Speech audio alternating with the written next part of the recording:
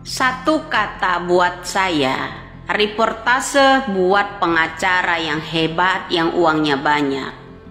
Dan pengacara calon wali kota Bandar Lampung dan mantu calon legislatif dari PDIP, ya.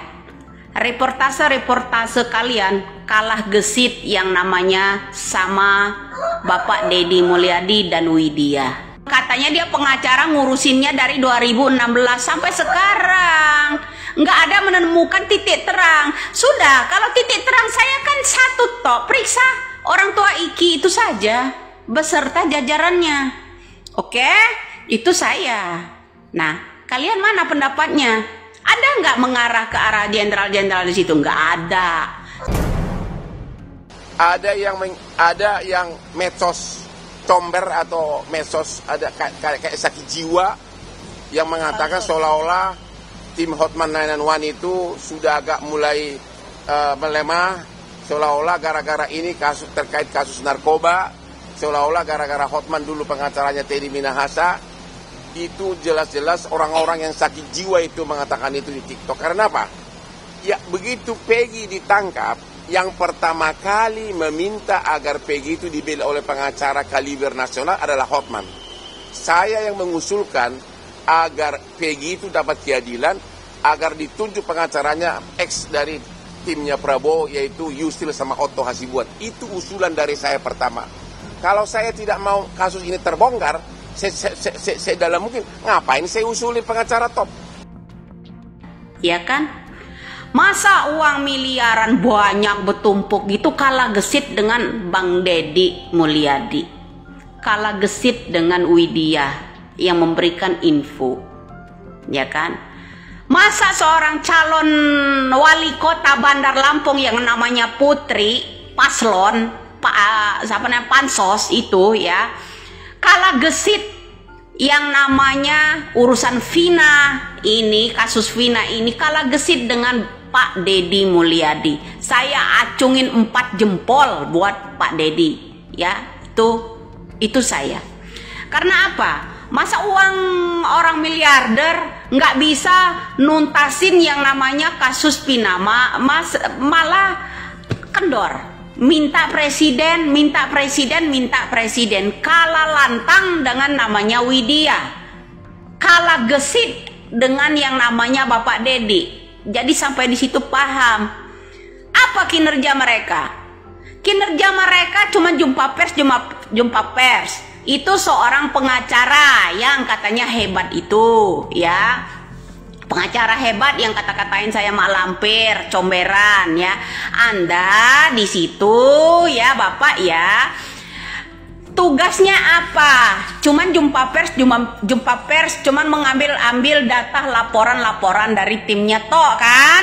Nah, kalau Bapak Deddy Mulyadi terjun ke lapangan langsung, meskipun di prank gitu loh sama orang-orang itu, ya, meskipun di prank Bapak Deddy, ya. Katanya ada yang nggak bisa motor, ditambah lagi dengan video call dengan Uya Koya. Ada seorang anak juga mantan bupati itu nggak bisa nyopir mobil, ya kan? Nah, itu kalah gesit orang yang udah jarinya begini-begini udah berat dengan perhiasan, kemudian udah miliarder, ya kan? Kalah gesit dengan Bapak Deddy Mulyadi.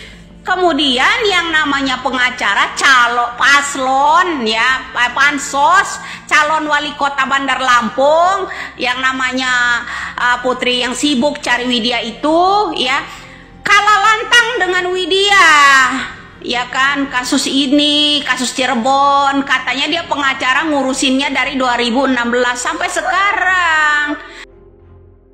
Untuk kasus Vina saya kurang begitu mengikuti, ya, tapi hampir tiap hari saya dapat laporan dari tim media sosial Raja Tikam perkembangan kasus Vina. Yang perlu saya tekankan, harus waspada kepada orang-orang yang terlihat membawa kebenaran, membongkar sana sini, tapi di belakang itu dia memiliki maksud melindungi pelaku yang sesungguhnya. Biasanya orang tersebut akan menyerang orang-orang di belakang korban atau yang membela keluarga korban. Yang kedua, dia seolah-olah mengetahui segalanya, padahal apa yang dia ketahui juga mendapatkan info dari kelompok-kelompok yang melindungi pelakunya.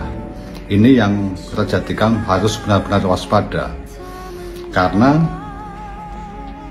sekarang ini upaya apa saja akan dilakukan oleh pelaku, termasuk mengirim orang untuk mengirim opini, menuduh sana sini, membongkar sana sini, tapi maksudnya untuk melupakan pelakunya.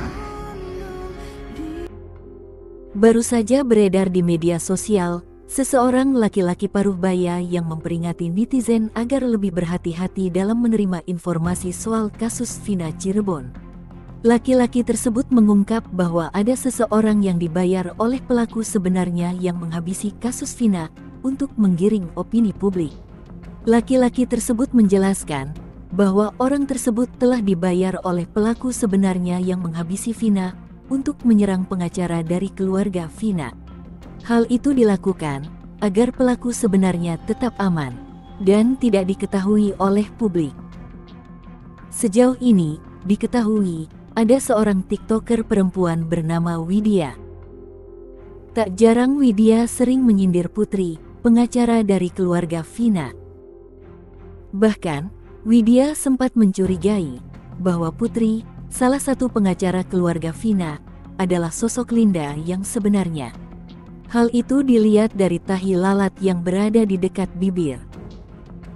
Widya lalu menyamakan foto Putri dengan foto Linda. Menurut Widya, tampak ada kemiripan antara Putri dan Linda.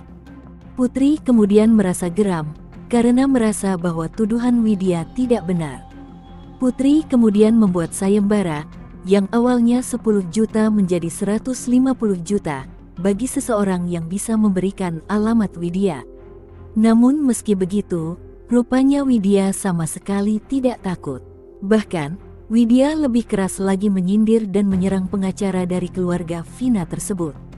Ada konten orang udah mendapatkan alamatnya Widya, surat perceraian sama suaminya, orang pagar alam katanya. Kok sekarang gini?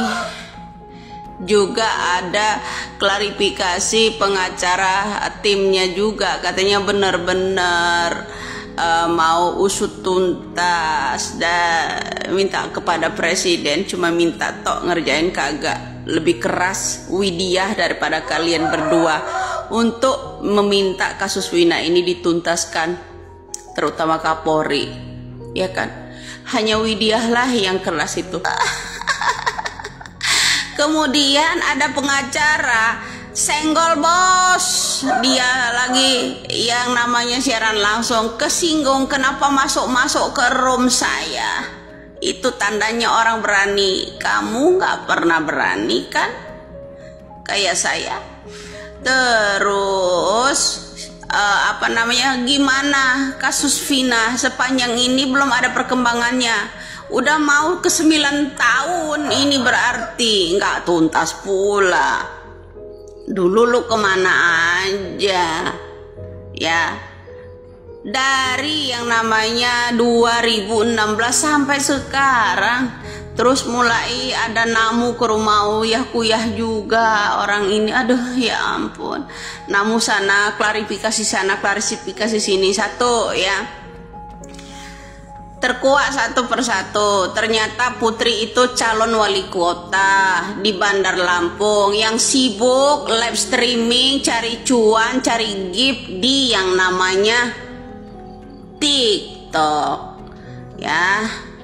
Yang kedua mantu ya, mantu itu calon anggota juga ya, calon legislatif apa calon pemimpin daerah pula. Oh, ternyata orang-orang yang nyerang-nyerang Widya itu ya, karena Widya bersikeras untuk mengangkat keadilan di negara Republik Indonesia ini agar kasus Vina ini cepat terkuak, jangan dengan alasan itu ini, ya kan?